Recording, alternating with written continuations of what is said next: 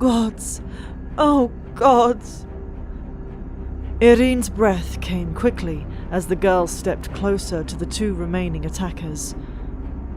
The first mercenary who had been holding her barked a laugh, but the one by the door was wide-eyed. Yrene carefully, so carefully, backed away. You killed my men, the mercenary said, blade aloft.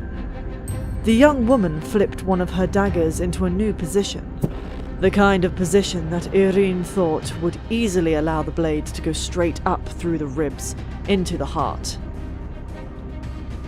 Let's just say, your men got what's coming to them. The mercenary lunged, but the girl was waiting. Yrene knew she should run and not look back. But the girl was only armed with 2 daggers, and the mercenary was enormous, and it was over before it really started. The mercenary got in 2 hits, both met with those wicked-looking daggers, and then she knocked him out cold with a swift blow to the head. So fast, unspeakably fast, and graceful. A wraith moving through the mist. He crumpled into the fog and out of sight, and Yrene didn't listen too hard as the girl followed where he'd fallen. Yrene whipped her head to the mercenary in the doorway, preparing to shout a warning to her savior, but the man was already sprinting down the alley as fast as his feet could carry him. Yrene had half a mind to do that herself when the stranger emerged from the mist, blades clean, but still drawn, still ready. Please don't kill me, Yrene whispered. She was ready to beg, to offer everything in exchange for her useless, wasted life. But the young woman just laughed under her breath and said, "What would have been the point in saving you then?" Celaena hadn't meant to save the barmaid. It had been sheer luck that she spotted the 4 mercenaries creeping around the streets. Sheer luck that they seemed as eager for trouble as she was. She had hunted them into that alley, where she found them ready to hurt that girl in unforgivable ways. The fight was over too quickly to really be enjoyable, or be a balm to her temper, if you could even call it a fight. The 4th one had gotten away, but she didn't feel like chasing after him, not with the serving girl stood in front of her, shaking from head to toe. Celaena had a feeling that hurling a dagger after the sprinting man would only make the girl start screaming, or faint, which would complicate things. But the girl didn't scream or faint. She just pointed a trembling finger at Celaena's arm. You're bleeding. Celaena frowned down at the shining little spot on her bicep. I suppose I am. A careless mistake. The thickness of her tunic had stopped it from being a troublesome wound, but she'd have to clean it. It would be healed in a week or less.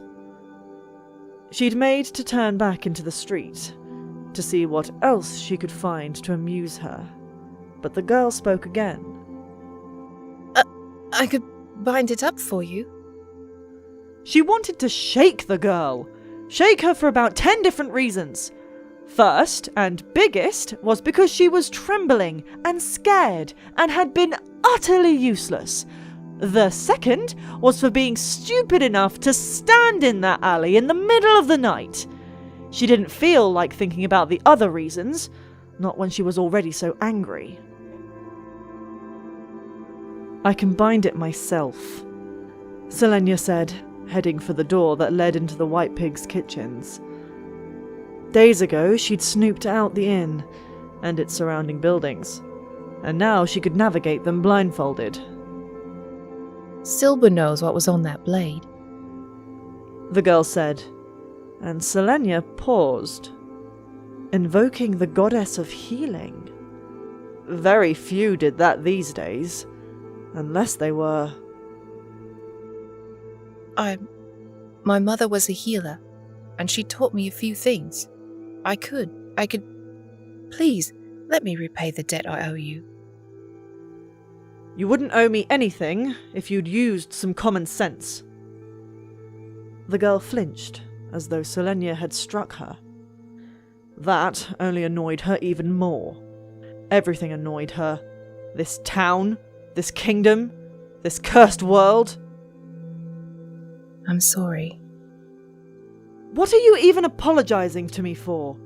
Why are you apologizing at all? Those men had it coming. But you should have been smarter on a night like this, when I bet all my money that you could taste the aggression in that filthy tap room. It wasn't the girl's fault, she had to remind herself. Not her fault at all that she didn't know how to fight back. The girl put her face in her hands, her shoulders curving inwards.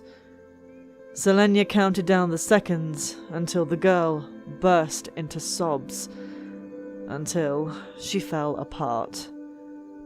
But the tears didn't come. The girl just took a few deep breaths, then lowered her hands. Let me clean your arm, or you'll wind up losing it, she said, in a voice that was different somehow. Stronger, clearer. And the slight change in the girl's manner was interesting enough that Celaena followed her inside. She didn't bother about the 3 bodies in the alley. She had a feeling no one but the rats and the carrion feeders would care about them in this town.